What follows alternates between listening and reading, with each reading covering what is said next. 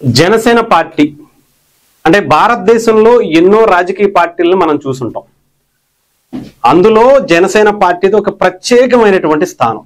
ఎందుకంటే మిగతా రాజకీయ పార్టీల్లా జనసేన పార్టీ ప్రస్తావన మొదలవ్వలేదు. ఇప్పుడు కూడా ఆ పార్టీ ప్రస్థానం నుంచి ఈ రోజు ఆంధ్రప్రదేశ్లో అధికారంలోకి వచ్చేంత వరకు కూడా మిగతా రాజకీయ పార్టీల ఆ పార్టీని పరిగణించకూడదు అనేది అనుకోవాలి. ఎందుకంటే ఆయన పార్టీ పెట్టినప్పటి నుంచి అంటే Andhra Pradesh deputy CM Janasena party అధినేత పవన్ కళ్యాణ్ గారు సినిమాల నుంచి బయటకు పూర్తి స్థాయిలో రాకుండా ప్రజల కోసం ఏదో చేయాలనే ఒక బలమైనటువంటి తపనతో, ఒక నిజాయితీతో ఒక పార్టీని ప్లాట్ఫామ్ గా చేసుకుని ఇది మిగతా రాజకీయ పార్టీల్లా ఉండకూడదు, ఒక నిజాయితీగా వెళ్ళాలి, నిజాయితీగా ప్రజలని ఒక అంటే సేవా మార్గంలో ఈ రాజకీయాన్ని చూసే వాళ్ళని మాత్రమే ఎన్నుకొని ఆయన వెంట తెచ్చుకుని వాళ్ళకి రాజకీయ ఓనమాలు నేర్పి సేవ చేయటానికి మీరు రాజకీయాల్లోకి రావాలి తప్ప కోట్లు సంపాదించుకోవడానికి రాజకీయాల్లోకి ముఖ్యంగా జనసేన పార్టీలోకి రావద్దు అనేది ఆయన నినాదంగా మనం చూడాలి. అందుకనే ఎవరు వచ్చినా అంత ఈజీగా ఆయన తీసుకోలేదు.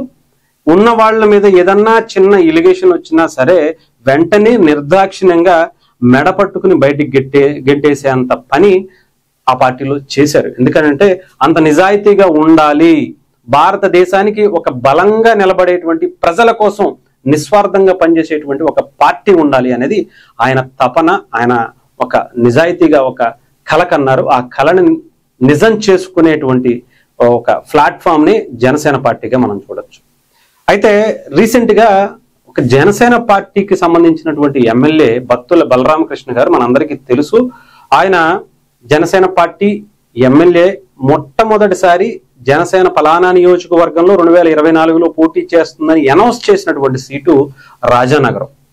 ఆ నియోజకవర్గం నుంచి పోటీ చేసి మంచి మెజారిటీతో గెలుపొంది అక్కడ ఎంతో రాజకీయ ఉద్దండులను సైతం మట్టి కరిపించి ఒక బలమైనటువంటి రాజకీయాన్ని చేయటం కోసం ఆయన అధికారంలోకి వచ్చారు. చాలా బలంగా ప్రజలకి సేవా కార్యక్రమాల ద్వారా ఆయన పరిచయం అయ్యారు. అంటే రాజకీయంగా ఎవరైనా సరే ఏంటంటే నీకు ఈ సమస్య ఉందా దీని మీద నేను పోరాడతాను అనేది ఒక ఎత్తు అయితే అక్కడ ఉన్నటువంటి సమస్యకి నేనేం చేస్తున్నాను అనేది జనసేన పవన్ కళ్యాణ్ గారు కూడా అదే అవలంబిస్తూ ఉంటారు. సో అదే ప్యారలల్ గా బత్తుల బలరామకృష్ణ గారు రాజకీయంగా వచ్చిన జనసేన పార్టీలోకి వచ్చిన మొదటి రోజు నుంచి నేనేం చేస్తున్నాను అనేది ఆయన నియోజకవర్గంలో అనేక మందికి అది ఆర్థికంగానా హాస్పిటల్ పరంగానా ఏదన్నా ఇష్యూస్ దేని మీద వచ్చినా సరే ఏదన్నా గవర్నమెంట్ సరిగ్గా తప్పు చేసినా ఇంకొకటి చేసినా ఏదో ఒక రకంగా చాలా బలంగా ప్రజల తరపున ఆయన బలంగా పోరాడి వాళ్ళల్లో ఒక వ్యక్తిగా వాళ్ళని ఆయన కలుపుకొని వాళ్ళు కూడా ఆయన్ని ఒక మనిషిగా వాళ్ళ ఇంటి కుటుంబ సభ్యుడిగా భావించారు కాబట్టి ఆయనకు ఒక మంచి రిజల్ట్ ఇచ్చి ఈరోజు ఎమ్మెల్యేగా చేశారు. అలాంటి వ్యక్తి కొన్ని విషయాలు మాట్లాడారు. అది కూడా నెగిటివ్ గా ఏం కాదు, పాజిటివ్ గానే. అవేంటో ఒకసారి మీకు వినిపిస్తాను. గతంలో అష్టైశ్వర్యాలతో తూగినటువంటి నా కుటుంబం ఈరోజు చాలా పేదరికంలో ఉంది. అప్పులు పాలైపోయాం. కారు కూడా మాలేడు కారు వాడుతున్నాను, నా కారు ఫైనాన్స్ లో పట్టుకెళ్ళిపోయారు. ఇంకా మీ పరిస్థితి ఏంటో నాకు అర్థం అవుతుంది. మనందరికీ మంచి రోజులు వస్తాయి. నేను పదవుల కోసం రాలేదు. నాకు పదవి అనేది ముఖ్యం కాదు, కేవలం నా కమిట్మెంటే నాకు ముఖ్యం. పదవి అనేది ఈ రోజు ఉండొచ్చు, రేపు లేకపోవచ్చు. అసలు పదవి రాకపోయినా నేనేమి బాధపడేవాడిని కాదు. కావాలంటే అవసరమైతే ఉన్న ఆస్తి కూడా మా పిల్లల ఆస్తి కూడా అమ్మేస్తాను, కానీ మిమ్మల్ని గెలిపిస్తాను నేను. ఇది జనసేన పార్టీ రాజానగరం ఎమ్మెల్యే బత్తుల బలరామకృష్ణ గారు చేసినటువంటి మాటలు, ఆయన చేసినటువంటి వ్యాఖ్యలు. అంటే ఆయనలో ఇంత అంటే గతంలో నిజంగానే ఆయన చాలా కోట్ల రూపాయల ఆస్తి ఆయన దగ్గర ఉండేది. ఎలక్షన్స్ లోకి వచ్చిన తర్వాత ప్రజలకి సేవ చేయటంతో ఎన్నో డబ్బులు ఖర్చు పెట్టుకుంటూ ఆయన వచ్చారు. ఎన్నో గుళ్ళు కట్టించారు. ఎవరికి ఏ ఊరికి ఏం కావాలంటే అది ఆయన సొంత డబ్బులతో చేసినటువంటి వ్యక్తి. ఇప్పుడు అధికారంలోకి వచ్చిన తర్వాత కూడా అదే తరహా విధానాన్ని కొనసాగించడంతో ఆయన అప్పులు పాలైపోతున్నాను అని చెప్పారు. నా ఆస్తులు కరిగిపోతున్నాయి, నాకున్నటువంటి కార్లను కూడా ఫైనాన్స్ వాళ్ళు తీసుకువెళ్ళిపోయారు, నేను మా అల్లుడు కారు వాడుతున్నాను, ఇప్పటికీ ఇలా అయినా నాకు ఇష్టమే, నేను ఎక్కడ బాధపడటం లేదు, నేను అధికారం అనేది నేను దాన్ని ఇంకొక దానిగా డబ్బులు సంపాదించుకున్న దానికోసం నేను చూసుకోవట్లేదు, అలా ఆలోచించుకోవట్లేదు.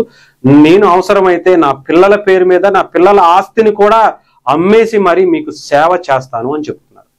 ఇది నిజంగా చాలా మంచి అభిప్రాయమే కావచ్చు.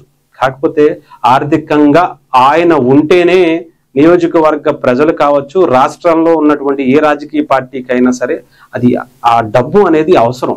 ఎందుకంటే ఎంత నిజాయితీగా ఉన్నా అతనిలో మనకి ఏదన్నా హెల్ప్ కావాలంటే చేసే అవకాశం ఉందా లేదా అనేది చూస్తారు. ఎందుకంటే ఓటుకి డబ్బు తీసుకోకుండా ఏ ఓటరు డబ్బులు ఇట్లా. ఇక్కడ రాజకీయ నాయకుడిని మనం తప్పుపట్టే ముందు తీసుకోవడానికి ప్రేరేపించినటువంటి వ్యక్తి ఓటర్ అనే అనాలి డెఫినెట్ గా. ఎందుకంటే ఓటరు డబ్బులు అడగటం తోటే ఆయన 1000 ఇచ్చాడు కదండి, మీరు కనీసం 500 అని ఇవ్వండి, మీరు మంచోడు కదా 500 ఇస్తే సరిపోతుందండి. ఈ రకమైనటువంటి వాదనలు మన రాష్ట్రంలో మన దేశంలోనే జరుగుతున్నటువంటి విధానం. ఇది మనం మనం మంచోళం అయినంత మాత్రాన ఓటర్ మంచోళ్ళు అవ్వాల్సిన పని లేదు. సో ఇంత దారుణమైనటువంటి పరిస్థితి. సో ఇలాంటి వ్యక్తులు మరి రేపొద్దున్న ఎలక్షన్స్ లో ఇలాగే ఉంటే ఏ రకంగా వెళతారు? అలా అని చెప్పి నేను ఏదో అవినీతి చేయమని ఇంకొక విధంగానూ చెప్పట్ల. కాకపోతే చేసేటువంటి సేవా కార్యక్రమాలు ఏవైతే ఉన్నాయో అది గవర్నమెంట్ ద్వారా చేస్తే మంచిది అనేది అభిప్రాయం. ఎందుకంటే ఆయన ఉన్నప్పుడు చేశారు, లేనప్పుడు కూడా చేస్తే అది ఇబ్బందికర పరిస్థితులు అవుతాయి. సో డెఫినెట్ గా గవర్నమెంట్ ద్వారా కూడా మీరు చేయవలసినవి చేపించుకోండి అనేది నా అభిప్రాయం. డెఫినెట్ గా ఆయన ఆ రకమైనటువంటి వ్యక్తిత్వం కలిగినటువంటి మనిషి కూడా, ఆయన కానీ వాళ్ళ వైఫ్ కానీ ఇద్దరు కూడా నిత్యం ప్రజల కష్టాలు తెలుసుకునేటువంటి పనిలో ఉంటారు. అంతేకాకుండా ఆయనకు ఒక మంచి కంపెనీలు కూడా ఉన్నాయి. ముఖ్యంగా ఒక సెక్యూరిటీ సంస్థ ఉంది, దాదాపు కొన్ని వేల మంది ఆయన దగ్గర పనిచేస్తారు. దాదాపు ఎన్నో కోట్ల రూపాయల టర్న్ ఓవర్ ఉన్నటువంటి కంపెనీలు ఉన్నాయి. ఆయనకి వెల్ సెటిల్డే, అంత ఇబ్బంది ఏం కాదు. కాకపోతే ఒకటేసారి ఆయన సంపాదించుకున్నంత ఈ ఎలక్షన్స్ లో సేవల పేరుతో గుళ్ళకో బళ్ళకో హాస్పిటల్స్కో కట్టేయడం వల్ల ఒకసారి ఇబ్బంది అయింది. మళ్ళీ ఆ వచ్చే ఇన్కమ్ ద్వారానే ఆయన మళ్ళీ సేవా కార్యక్రమాలు చేయాలి. సో ఏదైనా కానీ ఒక మంచి నాయకుడు ఆయన బత్తుల బలరామకృష్ణ గారు. ఆయన లాంటి వ్యక్తి సుదీర్ఘమైనటువంటి రాజకీయంగా అధికారంలో ఉంటే ఇంకా ప్రజలకి మంచి జరుగుతుంది. అలాంటి వ్యక్తికి ఇంకా అందరం అనుకున్నట్టుగా ఆరోగ్యాలతో పాటు డబ్బు కూడా ఉండాలి, అలా ఇవ్వాలి అని ఆ దేవుణ్ణి ఆయనకు ఉండేటువంటి కంపెనీలను కూడా కోరుకున్నాం.